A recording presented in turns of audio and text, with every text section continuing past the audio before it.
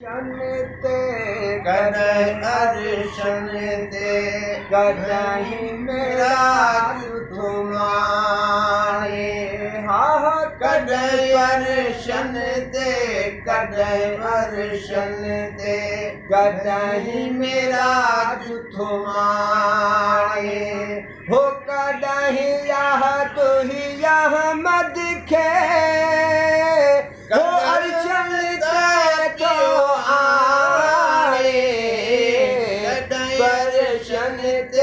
कदय परशन ते कदहि राज तुम्हारे हा कदय परशन ते कदय अर्शन ते कदहि राज तुम्हारे है जानिब आए जियो मोहम्मद जानिब आए जियो मोहम्मद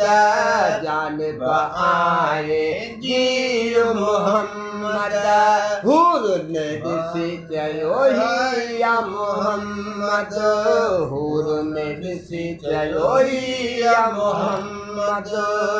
हो स्वारी सचे सरदार नबी अला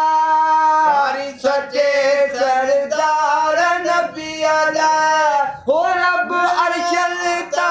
तो रुमाने परशन ते कदहि अर्शन ते कदहि राज तुम्हारे हा कदय परशन ते कदय अर्शन ते कदहि राज तुम्हारे है दिलगिरो आहि छो यार मोहम्मद दिलगिरो आहि यार मोहम्मद रोई पथो जारो जार मोहम्मद पथो जारो जार मोहम्मद है महबूब चयो मौला के महबूब चयो मौला के होती दो उम्मत जो चुबाने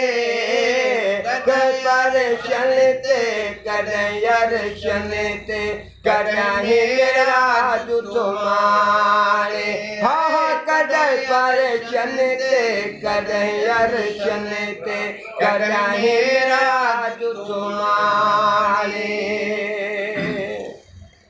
है रब फरमायो तन जी जाए थे जन्नत फरमायो तन जी जाए थे जन्नत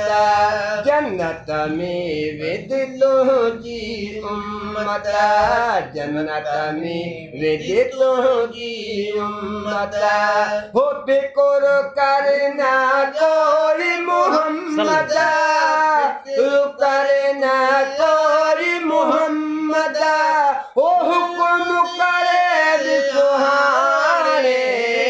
कदय परशन ते कदय अर्शन ते कदहि राज तुम्हारे हा कदय परशन ते कदय अर्शन ते कदहि राज तुम्हारे है नमाज पंज वक्त थी वरा है नमाज पंज वक्त थी वरा असां लाइ बस गंज थी वरा असां लाइ बस गंज थी वरा हो पंजाह वक्त केरो ही पढ़ंदो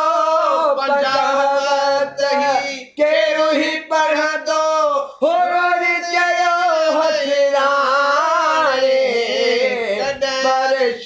ते कदय अर्शन ते कदहि राज तुम्हारे हा कदय परशन ते कदय अर्शन ते कदहि राज तुम्हारे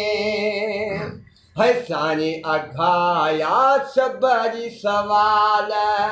अगाया सबई सवाल कहिड़ी कमी आ तो वटि सियाल कहिड़ी कमी आ तो वटि सियाल हो गुलाम हैदर जो दुआऊं गुलाम हैदर जो दुआऊं हो रब अर्शन ते थोड़ा परशन ते कॾहिं अर्शन ते कॾहिं मेरा जुठ माणे परशन ते कॾहिं अर्शन ते कॾहिं मेरा जुठ माणे